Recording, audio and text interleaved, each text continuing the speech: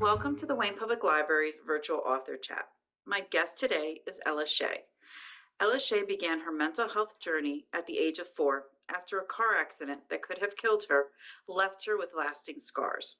After years of mental health struggles, Ella finally received the proper treatment, which allowed her to work through 35 years of trauma. Today, she is blessed to have the support of her husband and 3 children as she continues her recovery journey.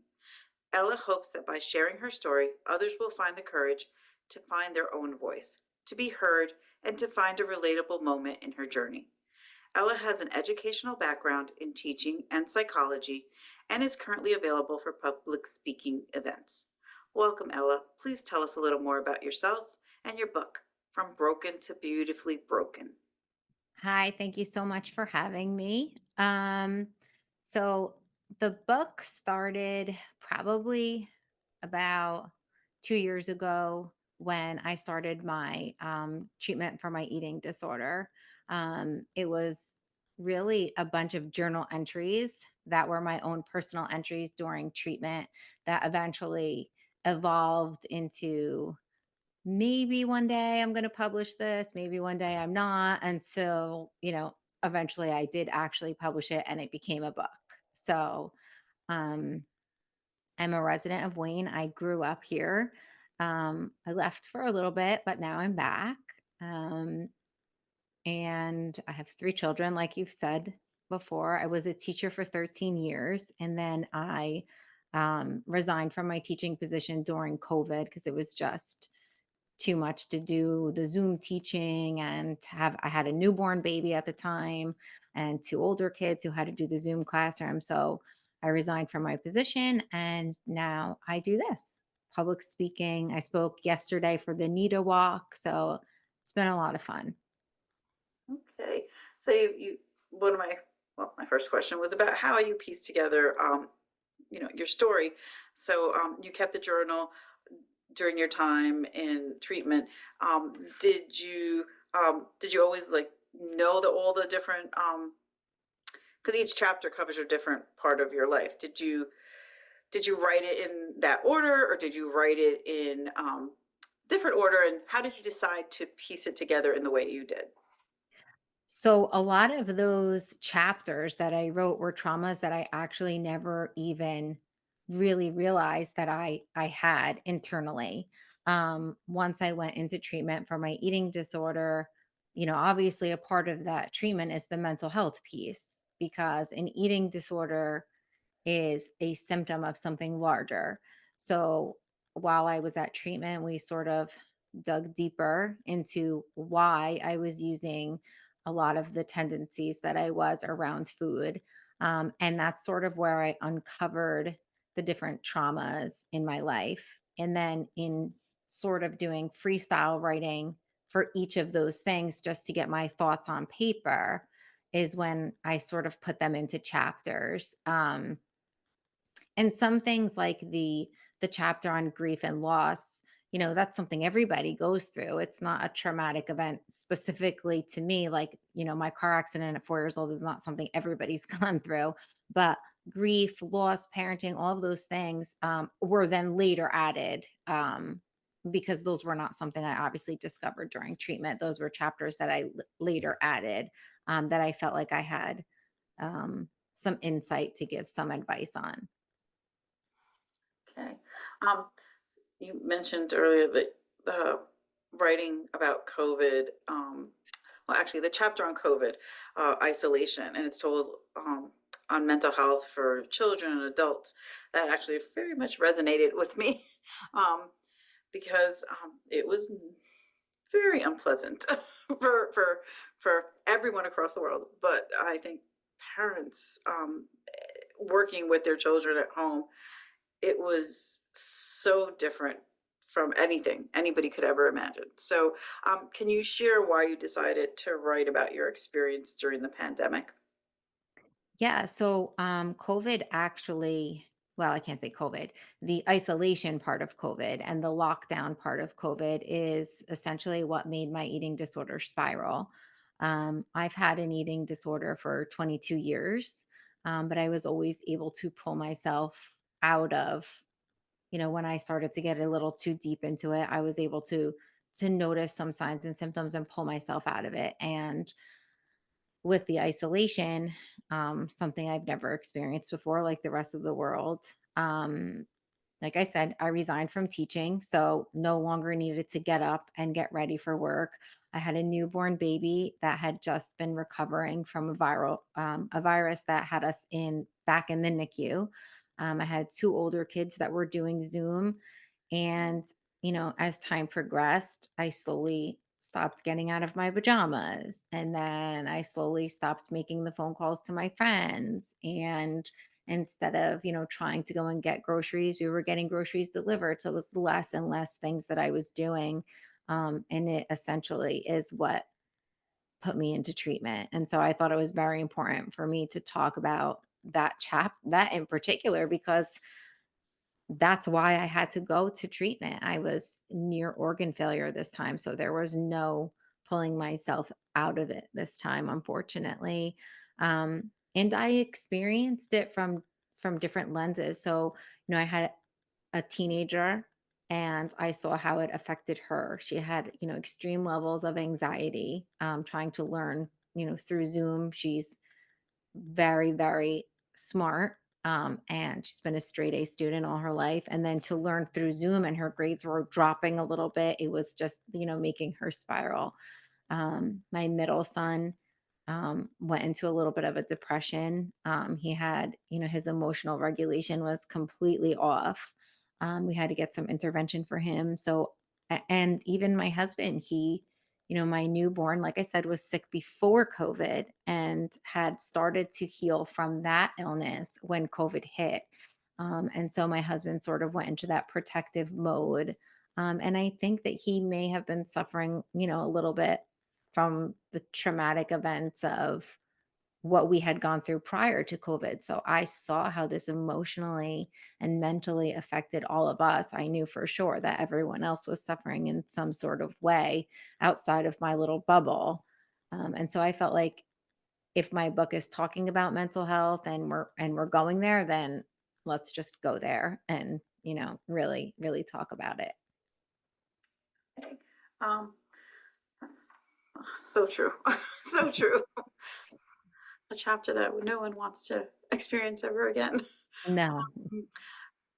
So, you wrote about how important self-care is in your recovery. Can you share a little of what you do these days to make time for yourself? So I just was actually talking about this with a friend earlier, and I think that a lot of people are using self-care as this like big extravagant thing. Like I need to go to the spa, or I need to get a massage, or I need a vacation, and then labeling it as self-care, when in reality, um, self-care can be something as small as listening to your favorite song, or writing in your journal, or drinking your coffee alone in your room without three kids asking you a million questions. And I think that self-care looks different on a day-to-day basis. So some days the self-care that I need is emotionally. So I may need to call a friend or call my mother or call, my husband or whatever, and just vent. So my self-care can be talking to somebody. On other days it's a physical thing. So maybe I need to, exercise or whatever the case may be. Maybe my body physically needs self-care. Um and self-care doesn't have to be isolating either. I think a lot of people hear the word self-care and think that they have to do it by themselves. And that's not necessarily true, because, hanging out with a friend that makes you laugh or makes you feel good about yourself, that's a form of self-care. So it doesn't have to be this grand thing, and it also doesn't have to be isolating. And it can take the form of many different ways. It can really be whatever it is that you need it to be to refill your cup, basically. Yes. I definitely agree with that. I like the fact that you're saying, just the simple things can be self-care. And yes, we do make self-care seem like it's this great big thing, which is kind of intimidating to someone who only has a few minutes and thinks, okay, that coffee cup is all I have time for. So I like Yeah. what you're Yeah, I saying. mean, it doesn't have to be something that's, you know, something, financially expensive. Not everybody has all the money in the world to go to a spa all day long. It doesn't have to be something that requires hours, but you need to carve out, if it's 5 minutes, if it's 10 minutes, whatever it is, at a certain point in your day, to step back and realize what it is you need emotionally, physically, mentally, to prepare yourself to become the best version of yourself for the rest of the day, for your spouse, for your kids, for other people you have to interact with. You can't help others if you don't feel well about yourself. So I think it's important. Earlier you mentioned how, well, most of us have experienced grief in one and loss in one form or another. Um, your chapter, Rainbows, Sunrises, and Sunsets, um, touches on these topics. And how difficult was it for you to write that chapter?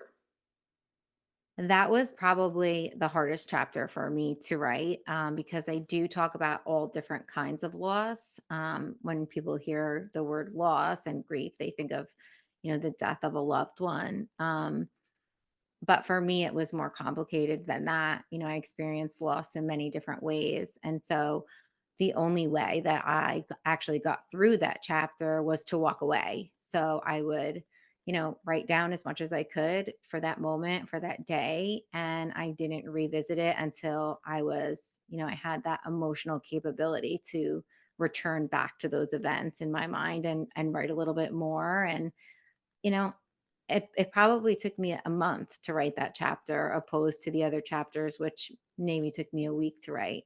Um, it was easy to write because I knew exactly what I wanted to put on that paper, but, reliving those moments, really, I had to take a step back and take some time to do that entire chapter. That was my most difficult. Very difficult topic to to deal with. Um, so with your book, what would you say is the key takeaway that you would hope that those who read it, what would you like them to walk away with from the story? So, at first, my book was sort of labeled as like a self help book, and I don't think it's that at all. It really is a story of my life and my experiences. And, after hitting rock bottom, learning how to change my perspective and look at those traumas through the lens of empathy, through self care, through self love, and sort of find, I guess you could call it, the silver lining in those events that had happened to me. And so I hope that when people are reading my book, they can find that moment of relatability in whatever chapter it is. It could be one thing, it could be many things. And hopefully, in creating that safe space for the reader, they will be able to explore their own voice, and maybe, get the help that they need, start seeing maybe a therapist, something small like that, or it could be something large like checking yourself into an eating disorder treatment center. So I hope that if out of anything that I've done for this book, it just helps people find their own voice and advocate for themselves in whatever way they need it. Have you heard from any of your readers? Yes, actually quite a few. I hear from people before they even start reading the book. Like they'll message me and say, "This is the reason why I bought your book, and I'm hoping, that it's going to help me through things." And then I'll also receive messages from people who say, "I read your book, I changed my perspective," or, "I started seeing that therapist that I never wanted to because I was embarrassed," or, "I bought this book for my daughter who has an eating disorder, so I'm hoping it will help her."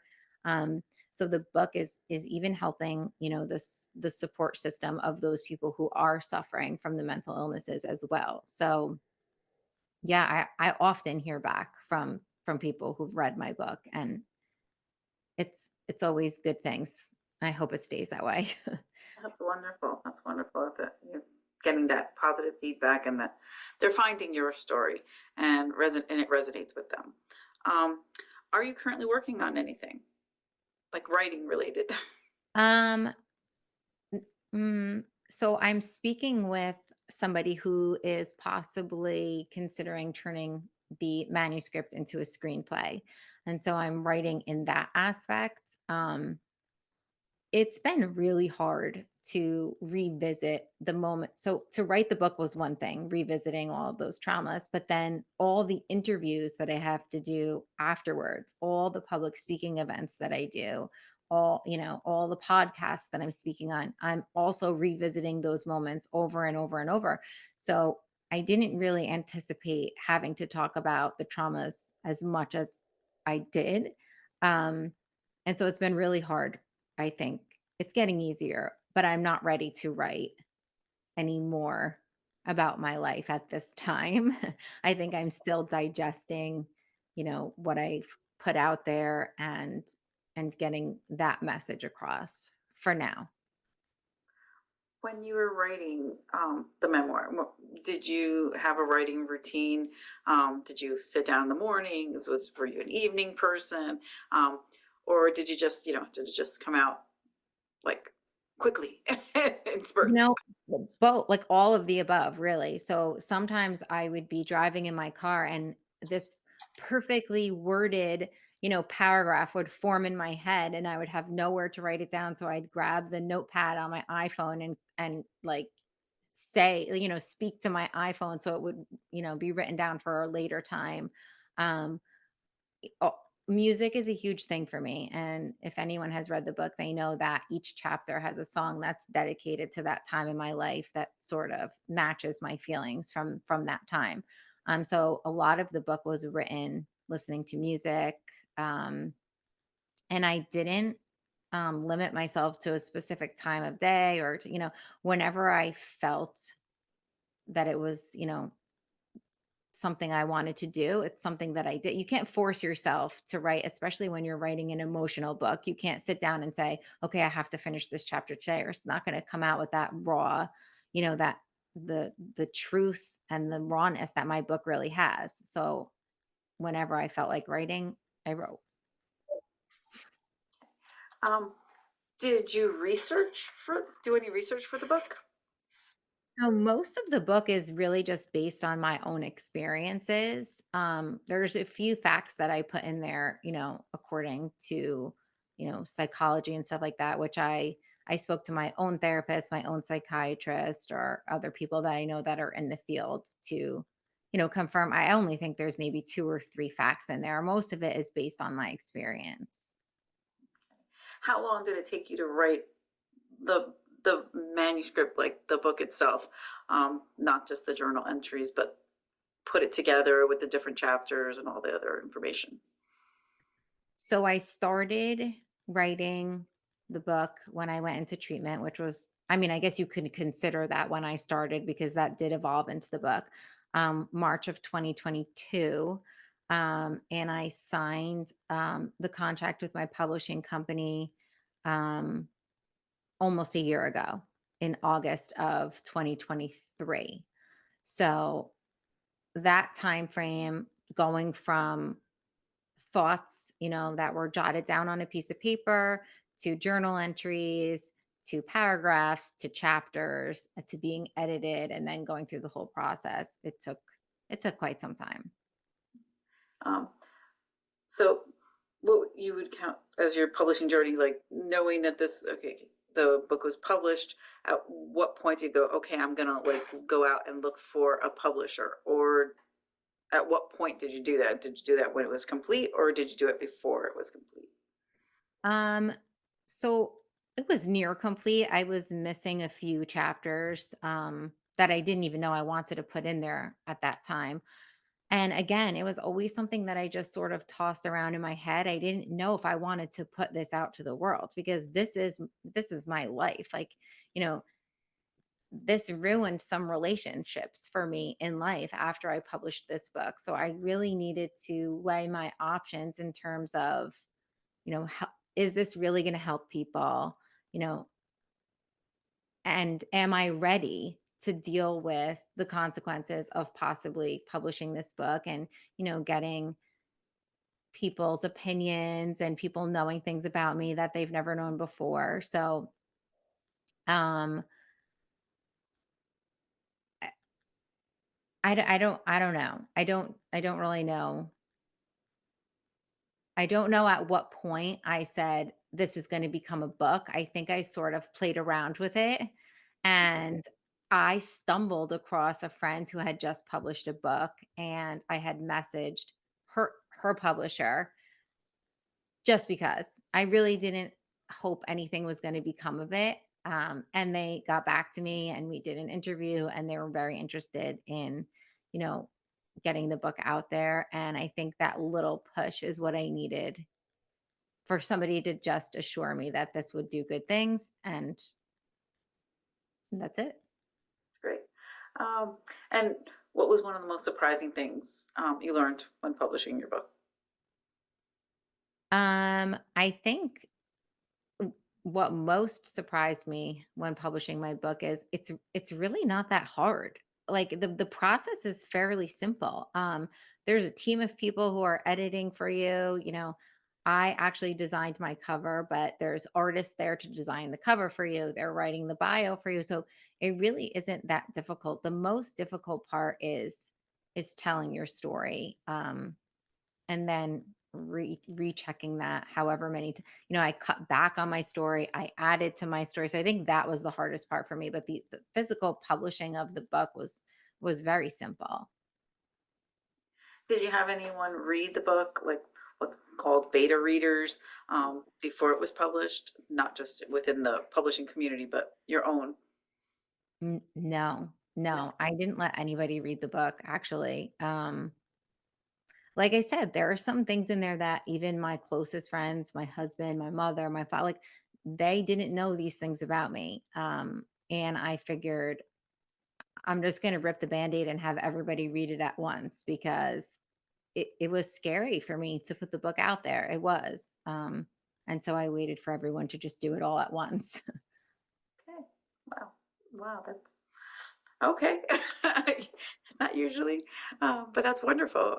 I guess you had a really great publishing team that, because it's really a good um, book, like from the cover, everything that they've done to promote it. Yeah, no, it's beautiful. Thank Um, what advice would you give a new writer that's just starting out? Just keep writing. I think the hardest part is getting your words on the paper. The publishing part is the easiest part of it. And so I think someone who's going back and forth with publishing that book, I think that they're, probably slacking in actually writing the book. So I would say just keep writing and the process eventually just flows for you. But if you can't get the writing down on paper, then you're missing an entire step there. So I would suggest whatever it is, get your thoughts on paper. I have one final question, and then I will open it up to anyone in the audience who's interested in asking Ella some questions. Uh, what is your favorite thing about being an author? Um, Definitely the feedback that I'm getting from people who read the book who are saying, um, that it's helped them deal with their own child or help them, battle their own demons or I love when someone reads the book and they say it was so relatable. And every person I've spoken to has related to the book on some level, which is really what I was trying to go for. So I think that's something I like the most because I really did achieve that level of relatability for everyone. So as I mentioned, you can ask questions in the chat and I will read them or to Ella, or if you'd like, I will, um, you can unmute yourself and um, ask them live. Ella, did you have to change names of people? You said that you were concerned about some of the things that you were putting out there and discovery, etc.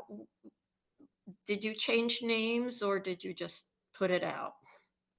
I absolutely had to change names.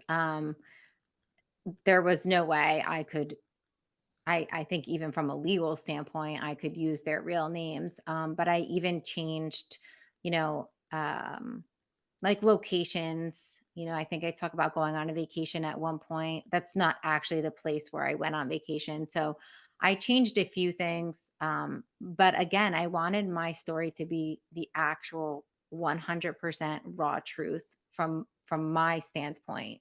Um, and so I changed the names to protect others because the story is mine to tell, and I didn't tell the story to hurt anybody else.